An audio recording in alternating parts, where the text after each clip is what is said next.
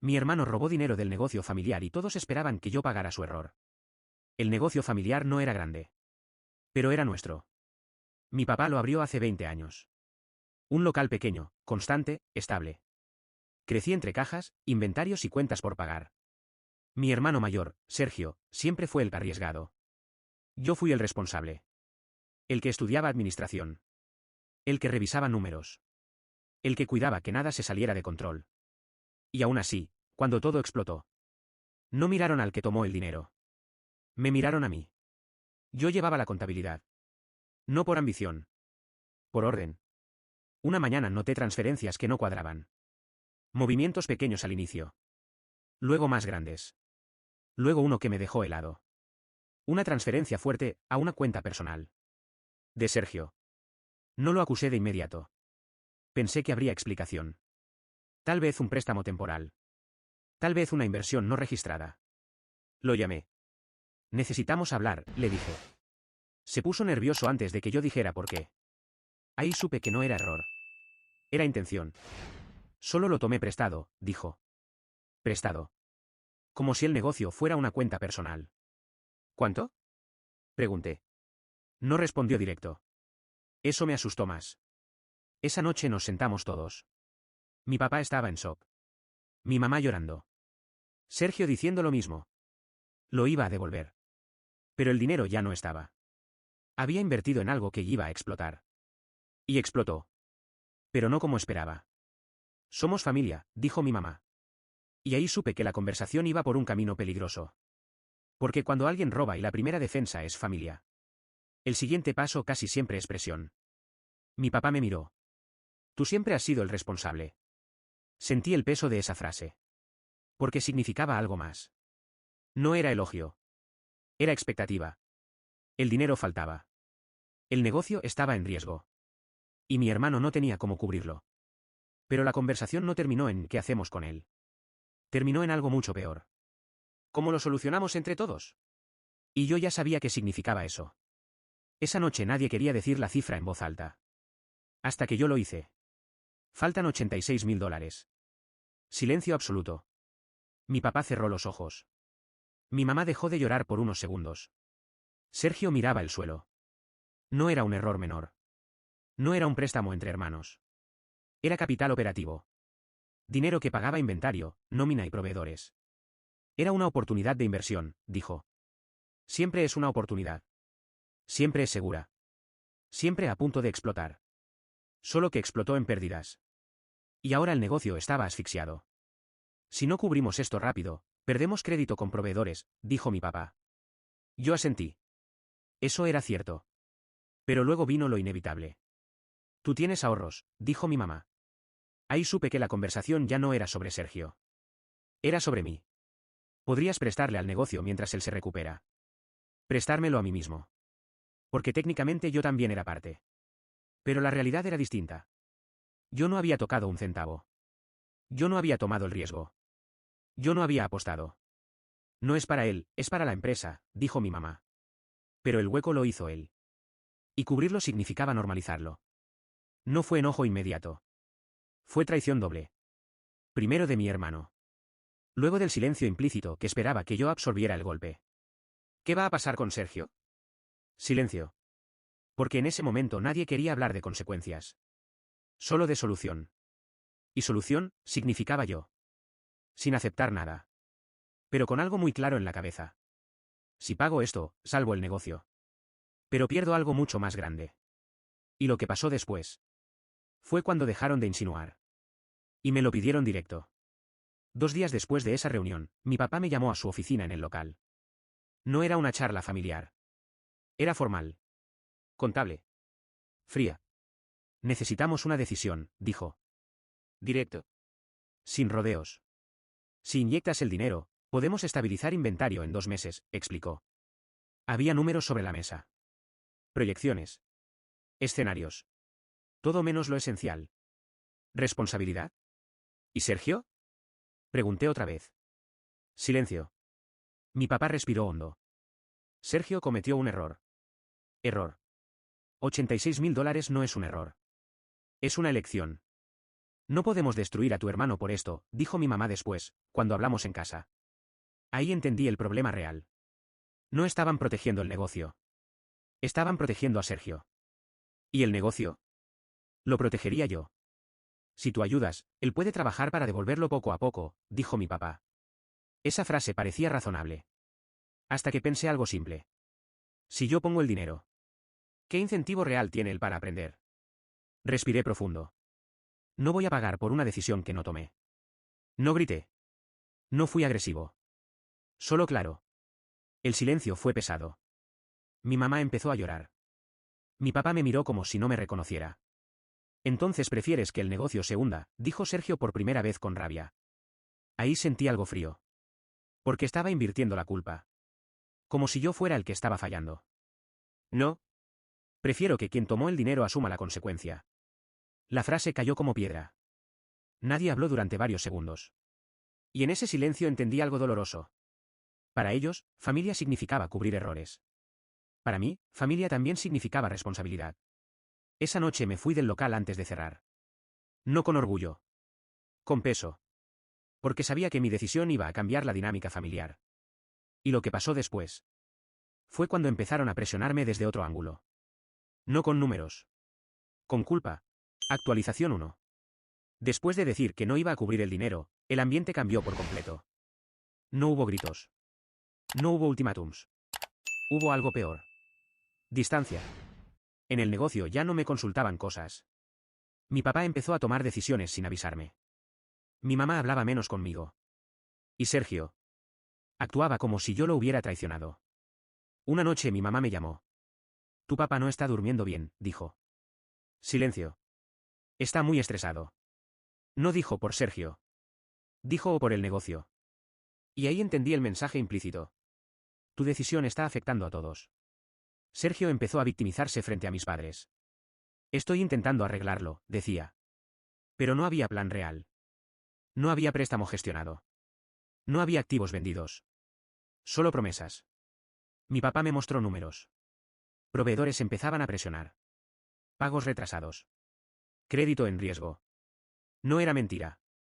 El negocio sí estaba tambaleándose. Y por un momento pensé. ¿Y si solo lo cubro y listo? Pero luego me pregunté algo simple. ¿Y después qué? Cada vez que alguien tome una mala decisión, ¿yo la absorbo? Si el negocio cae, será porque no quisiste ayudar, dijo Sergio una noche. Ahí sentí rabia real. No por el dinero. Por la manipulación. Porque él tomó el riesgo. Y ahora quería transferirme la consecuencia. Ya no era solo un conflicto financiero. Era un cambio en cómo me veían. Yo ya no era el responsable. Era el que no quiso salvarlos. Y eso duele más que cualquier cifra. Me repetí algo claro. Salvar el negocio no significa salvar la irresponsabilidad. ¿Y si yo cubría esto? Nunca habría una consecuencia real. Y lo que pasó después fue cuando el negocio empezó a sentir el golpe. Y ahí sí la realidad se volvió tangible. Tienes razón. Actualización 2. El negocio empezó a resentirlo rápido. No fue inmediato, pero tampoco lento. Primero fueron proveedores que dejaron de extender crédito. Luego pedidos que ya no podíamos cubrir en el mismo volumen. Después clientes que empezaron a notar retrasos. Yo seguía trabajando ahí. Cumplía mi parte. Revisaba números. Intentaba optimizar gastos. Pero ya no me hablaban igual. Mi papá estaba más callado. Mi mamá evitaba mirarme mucho tiempo. Sergio llegaba tarde y se iba antes, como si estar presente lo hiciera sentir peor, o más culpable. Una tarde, uno de los proveedores principales llamó directamente a mi papá y le dio un plazo final. Si no regularizábamos pagos, nos cortaban suministro. Eso sí era serio. Esa noche hubo otra reunión. No era una conversación tranquila. Era presión real. Mi papá habló sin rodeos. Si no inyectamos capital esta semana, vamos a tener que cerrar temporalmente. Mi mamá lloraba. Sergio no decía nada. Yo sentía el peso de la decisión en el pecho. No porque dudara de mi postura, sino porque sabía que el costo emocional iba a ser grande. Sergio finalmente habló. Solo necesito un poco más de tiempo. Era la misma frase de siempre. Pero el tiempo ya no existía. Mi papá me miró otra vez. No dijo paga. No dijo te toca. Solo dijo. Eres el único que puede evitar esto. Y ahí estuvo la verdad desnuda. No era sobre familia. Era sobre capacidad. Yo podía. Y por eso debía. Respiré profundo. Les dije algo que no había dicho antes. Si pongo el dinero, Sergio sale del negocio. Silencio total. Mi mamá levantó la cabeza. Sergio me miró con odio abierto. Mi papá se quedó inmóvil. No era venganza. Era condición. Si yo salvaba el negocio, no podía seguir siendo un lugar donde alguien vaciara cuentas sin consecuencias. Sergio explotó. Dijo que estaba siendo egoísta. Que lo quería sacar aprovechando el momento. Que siempre quise tener más control. Por primera vez no me afectó. Porque ya no era una discusión de hermanos. Era una decisión estructural. Mi papá no respondió de inmediato. Pero su silencio decía que entendía. Y ahí supe que todo iba a cambiar. Porque si aceptaban mi condición, Sergio quedaba fuera. Y si no la aceptaban, el negocio podía caer. Y cualquiera de las dos opciones iba a romper algo definitivamente. Actualización 3. La respuesta no llegó esa noche. Se fueron a dormir sin decidir nada. Yo tampoco dormí. No porque dudara de mi condición, sino porque sabía que al día siguiente algo iba a romperse definitivamente. Al día siguiente mi papá me llamó temprano. No fue al local. Fue a un café. Eso ya decía mucho. Se sentó frente a mí con una carpeta en la mano. No parecía enojado. Parecía cansado. Me dijo algo que no esperaba. Tienes razón. No levantó la voz. No justificó a Sergio. Solo lo dijo. Me explicó que el negocio no podía sobrevivir si seguíamos mezclando familia con impunidad. Que lo que había pasado no era un error pequeño.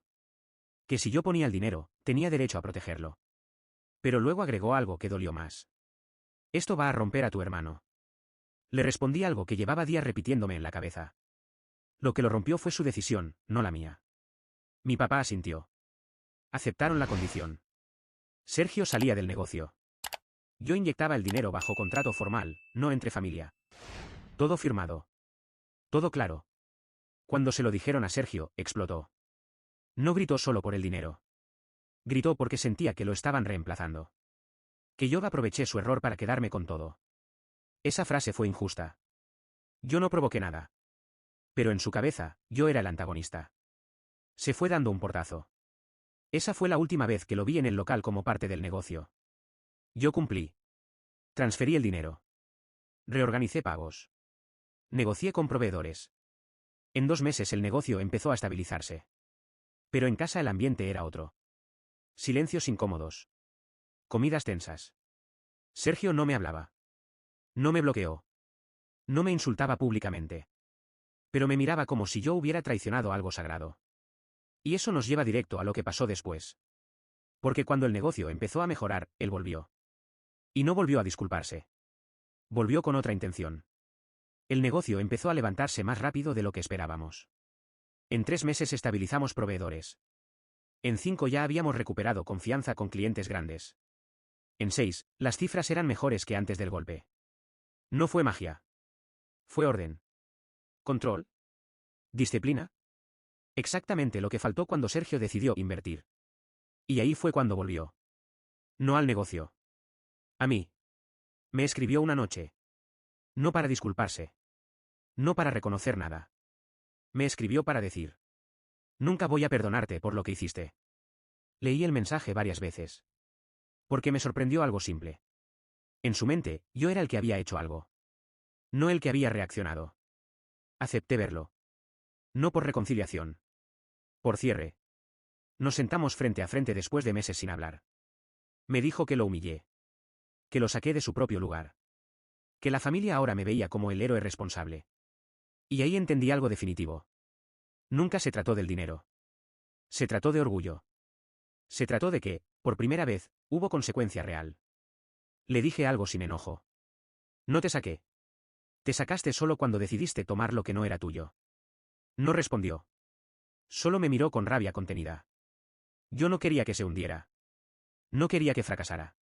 Pero tampoco iba a cargar con su irresponsabilidad para proteger su imagen.